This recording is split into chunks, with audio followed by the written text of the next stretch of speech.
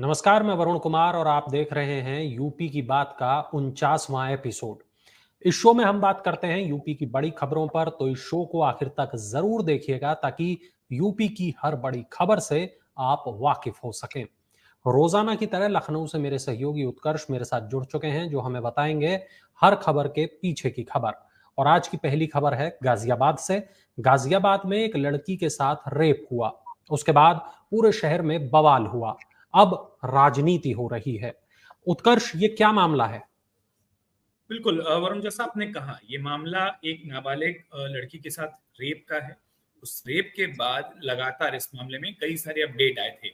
और चूंकि गाजियाबाद दिल्ली से सटा इलाका है, एनसीआर के इलाके में इस तरीके की घटना हो जाना, गाजियाबाद का साहिबाबाद का इलाका है। और उसके बाद लोगों में गुस्सा फैल गया। गुस्सा फैलने के दो तीन कारण थे वरुण। पहली बात, जी। जो पीड़िता थी वो नाबालिग थी। एक तो नाबालिग के साथ इस तरीके की हरकत होना, खास तौर पर जब पूरा का पूरा जो देश है वो कोलकाता में हुए रेप कांड के बाद से एक तरीके से गुस्से में है। उस घटना के ठीक बाद ये हो जाना कि जो पुलिस ने एफआईआर लिखी है, जो शिकायत पुलिस ने दर्ज की, उस शिकायत पर लोगों का गुस्सा था। लोगों का ये कहना था कि ये सिर्फ रेप की नहीं बल्कि गैंग रेप की बात है। हालांकि पुलिस ने इस तथ्य को खारिज किया है। उन्होंने कहा है कि ये अफवाह थी और जानबूझ के अफवाह को फैलाया गया कि गैंग रेप हुआ है, सामूहिक दुष्कर्म की बात को। अब हुआ ये कि अफवाह थी, जैसा पुलिस कह रही है, लेकिन वो इतनी तेजी से फैली कि वहां लोगों में गुस्सा आ गया। उसके बाद लोग जमीन पर उतरे और उन्होंने प्रोटेस्ट करना शुरू कर दिया। करीब 250 लोगों के खिलाफ तो पुलिस ने ही मुकदमा दर्ज किया है। और जो पूरा बवाल हुआ, कई दुकानें उसमें तोड़ी गई, जो प्रदर्शन हुआ वहां पर लोग जमा थे, पुलिस ने हल्का बल प्रयोग किया है, लाठीचार्ज किया है। तस्वीरों में सब कुछ दिखाई दे रहा है। लोगों ने वहां पूरे इलाके का घेराव करने की कोशिश की गई। कई सारे स्कूली बच्चे वहां फंसे, एम्बुलेंस फंसी। और एक डर ये भी था, क्योंकि आगजनी की गई कुछ जगहों पर हल्की, तो एक डर ये भी था वरुण कि कहीं एक बड़े इलाके में आगजनी ना हो जाए, वो एक बवाल से और बड़े लॉ एंड ऑर्डर की सिचुएशन ना बन जाए। इसके लिए पुलिस ने फिर वहां पर बल प्रयोग किया। लेकिन इस पुलिसिया कार्रवाई से भारतीय जनता पार्टी के विधायक भी संतुष्ट नजर नहीं आ रहे। लोनी के विधायक हैं नंदकिशोर गुर्जर। हमारी जो जानकारी है, शुक्रवार को उन्होंने पीड़ित परिवार से मुलाकात की थी। मुलाकात के बाद उन्होंने ये कहा कि पुलिस सरकार की नहीं, समाजवादी पार्टी की है। कोई भी अफसर घटना स्थल पर नहीं आ रहा, परिवार से मिलने नहीं आता, और फिर क्या करते हैं वो लोग। तो पुलिस के रवैये पर खुद भारतीय जनता पार्टी के विधायक सवाल उठा रहे हैं। इसके बाद की बात, सबसे पहले अगर ये बता दें कि हुआ क्या था। जो घटना है वरुण, वो बुधवार की है। बुधवार की शाम को पेशे से रिक्शा चालक है, जो पीड़िता के पिता हैं, उनकी बेटी 16 साल के करीब उसकी उम्र बताई जा रही है, यानी वो नाबालिग है, उसके साथ घर में घुसकर दुष्कर्म किया गया। इसमें साहिबाबाद का ही रहने वाला फैजान जो है, 20 साल का करीब उसकी उम्र जो बताई जा रही है, उसको पुलिस ने गुरुवार की सुबह यानी बुधवार की शाम को ये घटना हुई है, और वहां से करीब 24 घंटे के भीतर गुरुवार सुबह गिरफ्तार किया। चूंकि मामला दो अलग समुदाय से भी जुड़ा है, इसलिए तनाव की स्थिति बनी। कई सारे संगठन के लोग गुरुवार से ही उस इलाके में जमा हो गए थे, और गुरुवार को उसके बाद जब संगठन के लोग जमा होने लगे तब ये बवाल हुआ। जो एफआईआर पुलिस के पास है उसमें ये बताया गया है कि न सिर्फ पीड़िता बल्कि उसके छोटे भाई जो 8 साल का है, उसके साथ मारपीट हुई।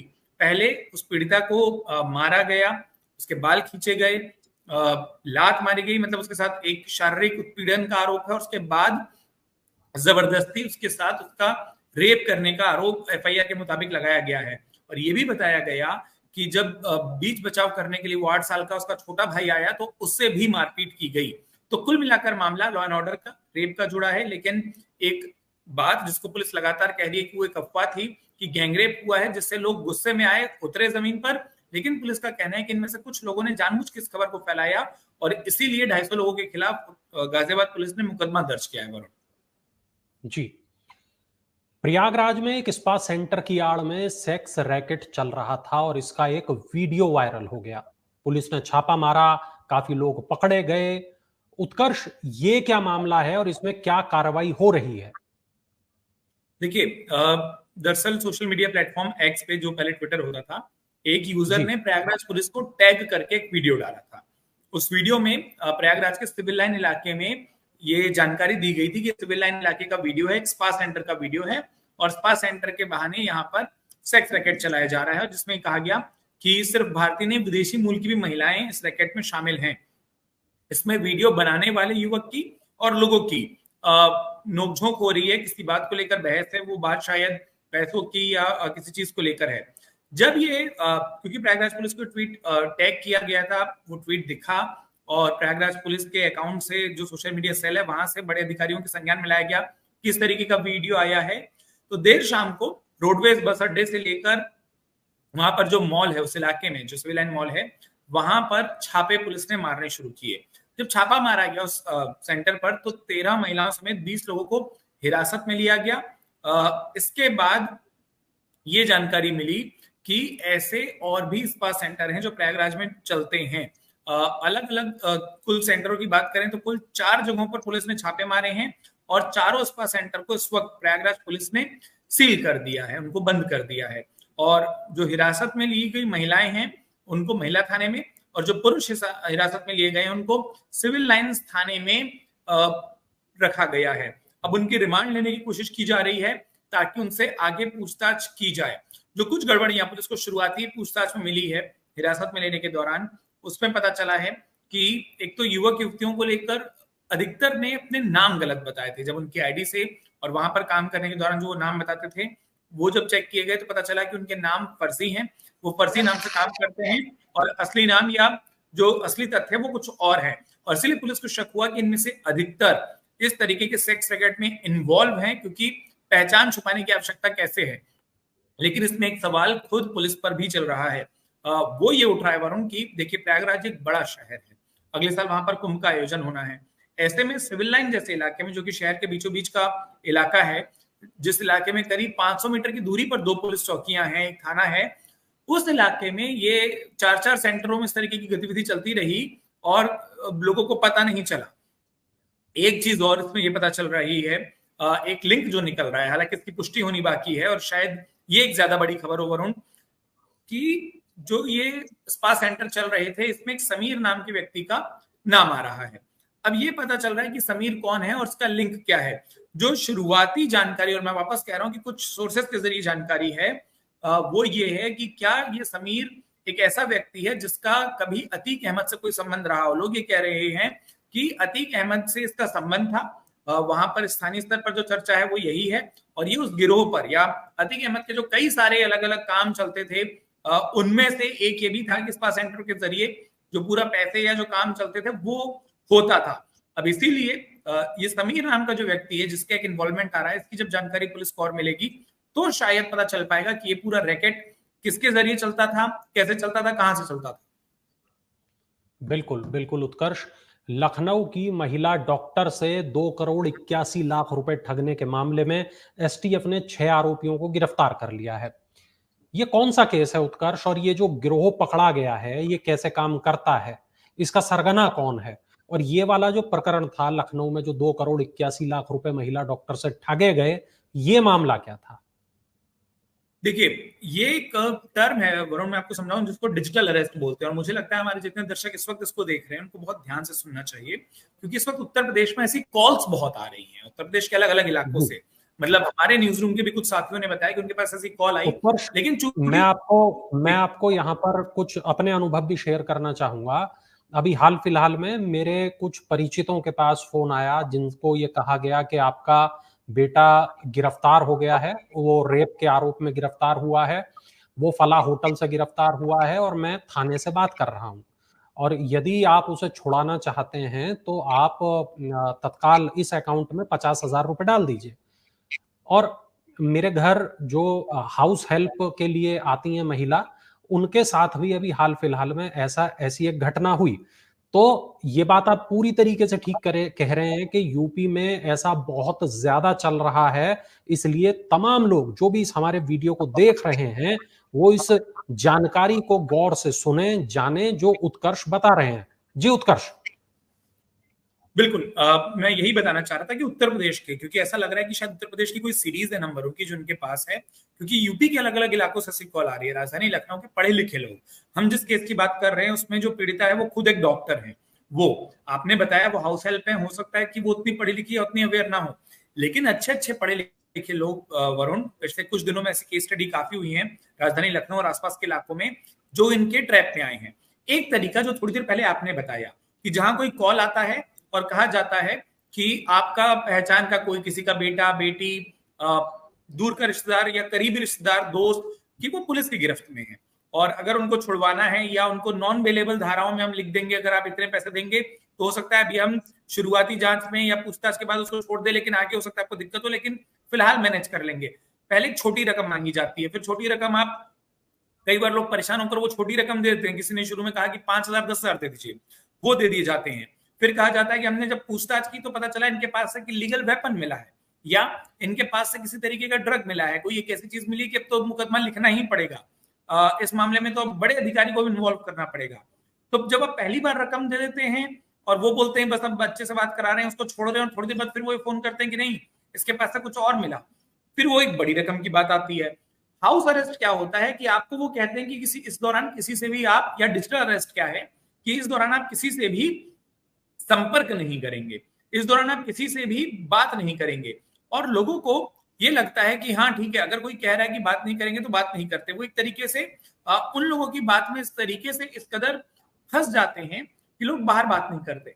एक दूसरा मोडस ऑपरेंडी जो इस मामले में अपनाई गई लखनऊ के एक दो और मामलों में वरुण, वो ये थी और ये भी मैं इसलिए बता रहा हूं कि हमारे कई दर्शक अगर सुन रहे हो तो फिर लोगों को पता चल पाए, वो ये कि दूसरा तरीका ये होता है कि वो ये कह देंगे कि जैसे मान लीजिए मेरे पास कोई फोन आता है तो आपका कोई एक कुरियर जाना था, पहले आपके नंबर पर एक ऑटोमेटेड कॉल सी आएगी कि किसी कुरियर कंपनी के नाम से कि आपका एक कुरियर है वो पार्सल डिलीवर नहीं हो पाया है या पार्सल की जो ट्रांसपोर्टेशन है वो फेल हो गया और आप इंक्वायरी करने के लिए 1 या 2 या कुछ इस तरीके से जो नंबर हो गया आप उसको प्रेस करिए। जब आप वो प्रेस करते हैं तो फिर बात ये आती है कि एक व्यक्ति आपसे बात करता है और वो कहता है कि, और चूंकि आपका नंबर डिस्प्ले हो ही रहा होता है, आपको तो फोन आया है, तो वो बोलता है कि आप अपना पूरा नाम बोलिए, मैं चेक कर लेता हूं। वो बोलता है कि आपको पता है कि आपने कोई कुरियर भेजा है। अमूमन हमने नहीं भेजे होते या भेजे होते हैं या हमारे नाम से हो सकता है कुरियर आ रहा है, उसलिए हम बोलते हैं कि अब हमको ये तो नहीं पता हमको कौन कुरियर भेज रहा है। वो पूछते हैं आपके पास कोई पासवर्ड है, मैं बोला पासवर्ड नहीं है। तो फिर वो बोलेंगे आप अपना नाम बताइए। जैसे आप नाम बोलते हैं, जो मोटा मोटा उनको पता होता है, वो दिख रहे हैं आपके डिस्प्ले नंबर से, वो आपका फोन नंबर वेरीफाई करते हैं, बोलते हैं आपका नंबर ये है क्या? आप बोलते हैं जैसे ही हाँ, तो बोलते हैं यस, आपका नाम और नंबर मैच हो गया, आपका एक पार्सल आना था लेकिन उसमें कुछ इस तरीके की चीज है कि कस्टम ने उसको रोक लिया है या उसमें कुछ ऐसी चीज मिली है कि वो ट्रांसपोर्ट नहीं हो सकता, लेकिन अब आपकी आधार आईडी का मिसयूज होकर ये कुरियर हो सकता है, सब किसी ने किया हो। वो आपको ये कह देंगे कि जैसे आप बोलेंगे कि मैंने तो कोई कुरियर किया ही नहीं, तो वो बोलेंगे हो सकता है आपकी आधार आईडी यूज हुई हो। और वो साफ खुद कहते हैं आपकी हेल्प करने के तरीके से कि हो सकता है कि किसी होटल में आपने आधार दी और वहां से मिसयूज हो रहा हो। अब आप उस ट्रैप में आ जाते हैं कि आपके खिलाफ एक वारंट तामील होने वाला है, एक नोटिस भेजा जा रहा है और फिर आप थोड़ी थोड़ी करके रकम ट्रांसफर करते हैं। इस मामले में मामला ये है कि लिंक बनाकर भेजते हैं क्रिप्टो करेंसी का। आप लिंक कर, मतलब आप लिंक क्लिक करेंगे और आप अगर मान लीजिए अपने पैसे ट्रांसफर किए, वो तुरंत कन्वर्ट कर लिए जाते हैं। मतलब जो अकाउंट आता है वो उस अकाउंट डिटेल भी जो आपको भेजते हैं वो उस अकाउंट में भी पैसे रोक कर नहीं रखते। तो इनकी जानकारी लगाना बड़ा मुश्किल होता है क्योंकि ये इस तरीके से करते हैं, इसीलिए पुलिस बहुत दिनों से इसको ट्रेस नहीं कर पा रही थी। जब एसटीएफ इस मामले में लगी, जिस मामले की हम बात कर रहे हैं, एसटीएफ ने वो अकाउंट जो मांगा गया था जिसको कि बाद में खाली करा लिया गया, कन्वर्ट करा लिया गया, उसके आधार पर इन लोगों को पकड़ा। जो अब तक पता चला है कि आरोपियों के पास से 8 मोबाइल फोन, 8 बैंकों की अलग अलग पासबुक और एक पूरी की पूरी बैंक की किट, यानी कि एक नया अकाउंट शायद खोलने जा रहे थे, उसको लेकर वो किट मिली है। और करीब 30 लाख रुपए उस पूरी रकम में से ऐसे हैं जो फ्रीज करा दिए गए। बाकी जो रिकवर करना है, यानी कि वो अकाउंट खाली हो रहा था, 30 लाख रुपए ही पुलिस रोक पाई है। बाकी पूरी रकम कन्वर्ट हो चुकी है 2 करोड़ 81 लाख में, यानी करीब 2.5 करोड़ रुपए कन्वर्ट हो चुके हैं। अब इस मामले में एसटीएफ पूछताछ कर रही है और कोशिश की जा रही है कि वो रकम कहां गई, क्या वो क्रिप्टो में कन्वर्ट हुई, उसको वापस कैसे पाया जा सके, ये कश्मकश वहां लगी हुई है। जी, 2020 में यूपी में 9 अरबपति थे, लेकिन अब 36 अरबपति हैं। उत्कर्ष, ये जो डेटा है ये कौन सी लिस्ट से सामने आया है और यूपी के बारे में और कौन सी जानकारी इस लिस्ट से हमें मिलती है? देखिए, इंटरनेशनल पब्लिकेशन है हुरून इंटरनेशनल्स, वो आरोपपतियों की एक सूची जारी करते हैं। उन्होंने जो सूची जारी की है उसमें ये है, जैसा आपने भी बताया, कि अब उत्तर प्रदेश में 36 ऐसे व्यक्ति हैं जिनके पास 1 अरब या उससे ज्यादा की संपत्ति है। तो 36 अरबपति उत्तर प्रदेश में शामिल है। अरबपतियों की लिस्ट में टॉप करने वाला शहर है नोएडा। 11 उद्योगपति ऐसे हैं नोएडा के जो कि इस लिस्ट में शामिल हैं। जो 25 बचते हैं उसमें जो शहर हैं जिसके लोग प्रमुखता से शामिल हैं, लखनऊ, कानपुर, आगरा और उसके बाद कुछ और शहर कि जैसा आपने बताया 2020 में संख्या 9 की थी, 4 सालों में संख्या बढ़कर 36 की हो गई है। तो इस तरीके से ऐसा लग रहा है कि उत्तर प्रदेश में जो ग्रो करने का या आगे बढ़ने का या फिर उद्योगों को लेकर जो इन्वेस्ट करने का नजरिया है, हालांकि पूरे देश में संख्या बढ़ी है। अगर अरबपतियों की बात करें तो मुंबई, दिल्ली, हैदराबाद जैसे शहर हैं, अभी भी ऐसे शहर हैं जहां तिहाई की संख्या में अरबपति रहते हैं। तो अभी उत्तर प्रदेश काफी पीछे है, लेकिन शायद यूपी दुनिया का इकलौता शहर है जहां 11 अरबपति एक साथ रहते हैं। ये बड़ी इंटरेस्टिंग इस बात में निकल कर आई है। और दुनिया भर के अगर 20 ऐसे शहरों की लिस्ट बनाई जाए जिसमें सबसे ज्यादा भारतीय अरबपति रहते हैं, उसमें नोएडा 16वें नंबर पर आता है। इसके बाद नोएडा के नीचे और कुछ लोगों की या और कुछ शहरों की संख्या है। लेकिन इस देश की अगर हम बात करें, क्योंकि अलग अलग जगह पर हैं, अगर इस लिस्ट को पढ़ा जाए तो टॉप 10 में कौन है, वो एक नाम दिए हुए हैं कि इसमें टॉप 10 में जो टॉप 2 हैं वो कानपुर से हैं, उसके बाद लखनऊ, एक नाम अयोध्या से है, उसके बाद 2 नाम नोएडा से, एक प्रयागराज से, फिर एक नोएडा, फिर लखनऊ और फिर नोएडा। तो जो टॉप 10 है उस लिस्ट को टॉप तो कानपुर कर रहा है। पहले और दूसरे स्थान पर कानपुर के उद्योगपति शामिल हैं, तीसरे पर लखनऊ के और चौथे पर अयोध्या के। और अयोध्या के बारे में माना गया कि देखिए अयोध्या भी एक एग्जाम्पल सेट हो सकता है कि वहां से भी निकलकर किसी ने अपना उद्योग स्थापित किया, अपना बिजनेस सेटअप किया और देखिए वो भी अरबों का कारोबार कर पाए। तो लिस्ट की कई दिलचस्प पहलू हैं, कई दिलचस्प एंगल हैं। अगर आप इसको एनालाइज करें, जैसे मैंने आपको बताया कि नोएडा 11 अरबपतियों का एक शहर, अयोध्या का नाम इसमें शामिल आना, लेकिन टॉप कानपुर का करना पहले और दूसरे स्थान पर, तो अलग अलग कारण हैं, अलग अलग उद्योग और कई बड़े ब्रांड हैं जिनके निर्माता या जिनकी शुरुआत करने वाले लोग उत्तर प्रदेश के शहरों में रहते हैं। और इसीलिए भले इनका व्यापार दूसरी जगहों पर हो, चूंकि उत्तर प्रदेश के निवासी हैं, इसलिए यूपी की लिस्ट में इनका नाम सामने आया है। जी, 11 अगस्त को रायबरेली में एक युवक की हत्या हुई थी। इस मामले में राहुल गांधी ने सीएम को चिट्ठी भेजी थी। इस पूरे मामले में क्या अपडेट है उत्कर्ष? ये किसकी हत्या हुई थी? राहुल गांधी ने चिट्ठी में क्या कुछ लिखा था? अब इस मामले में क्या कार्रवाई हो रही है? देखिए, हमने पहले ही बताया था, पासी समाज से आने वाले अर्जुन पासी की गोली मारकर हत्या हुई थी। उसके बाद 11 अगस्त को जैसा आपने बताया कि हत्या हुई थी, इसके बाद से लगातार इस मामले में सियासत गर्म है। खुद राहुल गांधी उनके परिजनों से मिलने गए थे, परिवार से मिले थे, मुलाकात की थी। समाजवादी पार्टी का भी प्रतिनिधिमंडल रायबरेली भेजा गया था जिन्होंने पीड़ित परिवार से मुलाकात की थी। लगातार इस मामले पर, खासतौर पर रायबरेली के इस मामले को लेकर और उसमें भी मुख्य आरोपी की गिरफ्तारी को लेकर 6 आरोपी बनाए गए थे, उसमें से 5 की गिरफ्तारी हुई थी, 1 की नहीं हुई थी। राहुल गांधी ने यही चिट्ठी लिखी थी मुख्यमंत्री योगी आदित्यनाथ। उनका कहना था कि जब उन्होंने पीड़ित परिवार से बात की तो परिवार ने आरोप लगाया है कि जो मामले का मुख्य आरोपी है, पुलिस उसको गिरफ्तार नहीं कर रही है, बाकी सबको गिरफ्तार किया जा रहा है लेकिन उसको बचाया जा रहा है। और उन्होंने कहा था कि मैं उम्मीद करता हूं कि चूंकि पीड़ित व्यक्ति दलित समाज से है, पीड़ित परिवार या जो मृतक है दलित समाज से आता है, काफी आर्थिक स्थिति भी बहुत मजबूत नहीं है, तो आप उसको न्याय देंगे। और उन्होंने कहा था कि बतौर सांसद इस मामले में जो भी प्रगति हो उससे मुझे सूचित कराएं मुख्यमंत्री कार्यालय को। और आपने जब जिस दिन ये चिट्ठी लिखी गई थी, मुझसे एक सवाल भी पूछा था वरुण की, क्या मुख्यमंत्री को ये चिट्ठी मिल गई है? और मैंने उस दिन भी आपसे कहा था कि हाँ या ना का जवाब नहीं है इसमें। मुख्यमंत्री कार्यालय को अगर सांसद ने चिट्ठी लिखी वो प्राप्त होनी ही होनी है। अब जो जानकारी मिली है कि शासन की ओर से, यानी शासन ने अगर निर्देश दिया है उन्नाव सीओ को इस मामले की जांच करने का, तो ये साफ है कि मुख्यमंत्री कार्यालय में जो चिट्ठी पहुंचाई गई है उसी के आधार पर शासन ने संज्ञान लिया है।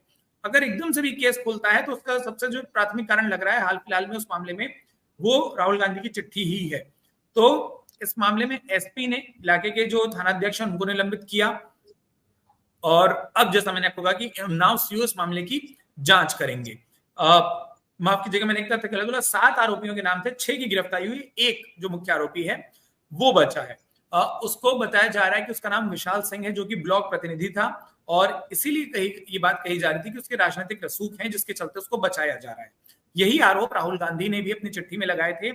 अब इस मामले में एक मान लीजिए कि नया आईओ अगर नियुक्त हुआ है तो फिर उन्नाव सीओ के तौर पर, तो फिर इस मामले की जांच शायद फिर से या कई सारे जो एंगल या अब तक जो जांच रिपोर्ट हुई उसमें अगर कुछ लूप रहा या जो मुख्य आरोपी है उसकी गिरफ्तारी, अब अपडेट का इंतजार होगा कि किस तरीके से वो जांच होगी, जांच में क्या नया तलाशा जाएगा।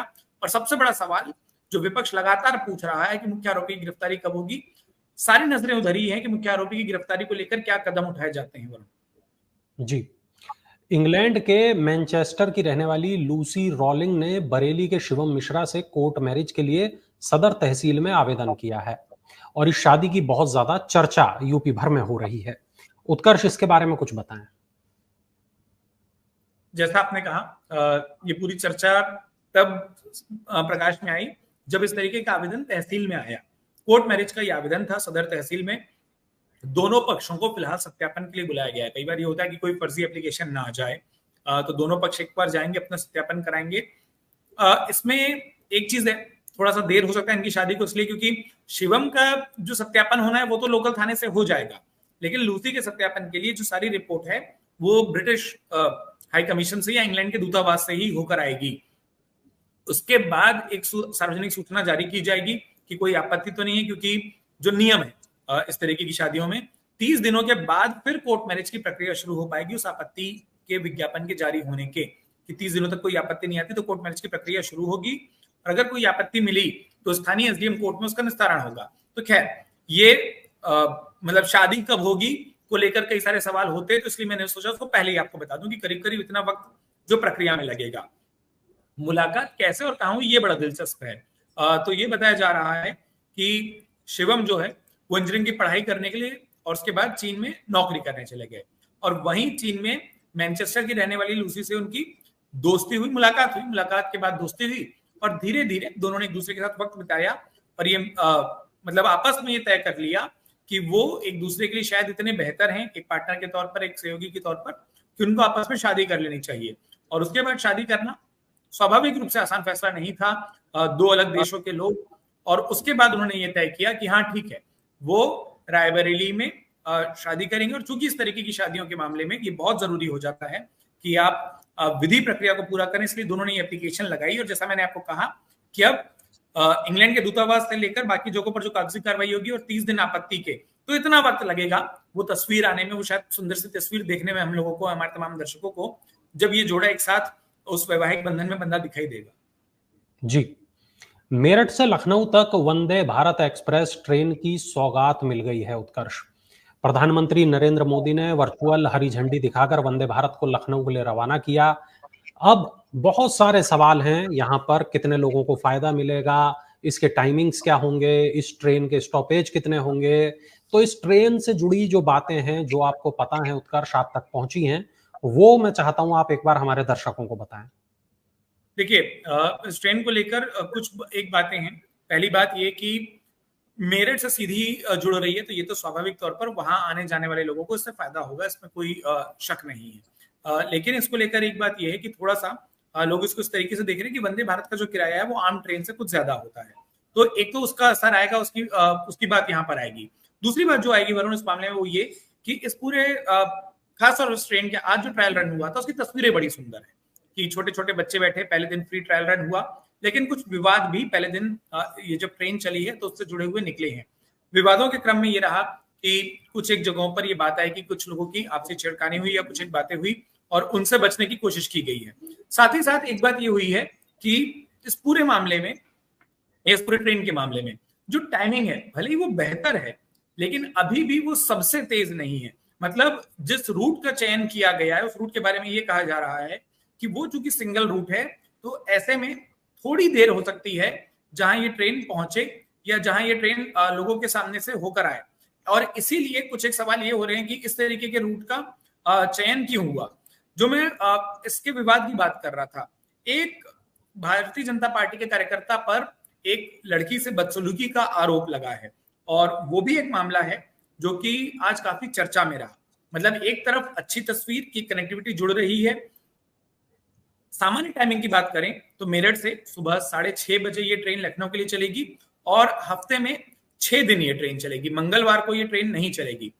जो किराया है उसको लेकर भी लोग कह रहे हैं कि काफी ज्यादा है। अगर चेयर कार की बात करें तो मेरठ लखनऊ का जो किराया है वो करीब 1300 और एग्जीक्यूटिव क्लास का किराया 2300 रुपए का है।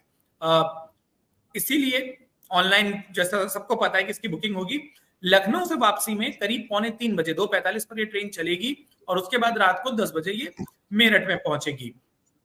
और अभी इस पूरे मार्ग पर कई और ट्रेनें जो चलती हैं उनकी तुलना में तो ये काफी तेज है, लेकिन एक वंदे भारत को लेकर जो अमूमन लोगों को रहता है कि 3 बजे ट्रेन चलेगी और 10 बजे पहुंचेगी, तो ये जो वक्त लगेगा 2:45 बजे, तो करीब 7.25 घंटे का वक्त लगेगा लोगों का। ये भी एक उम्मीद थी कि शायद इसको भी कम किया जाए, क्योंकि इसमें स्टॉपेज सिर्फ 2 या 3 पड़ने हैं रास्ते में, और उसके बावजूद 7 घंटे का रास्ता लगना मेरठ तक का। अमूमन इतने रास्ते में दिल्ली या बनारस वाली जो वंदे भारत ट्रेनें वो अपनी दूरी को कवर करती हैं। तो एक उम्मीद ये की जा रही कि शायद आने वाले वक्त में जब उस लाइन का दोहरीकरण हो या उसमें अपडेट हो तो लोगों की सुविधा बेहतर तरीके से मिल पाए।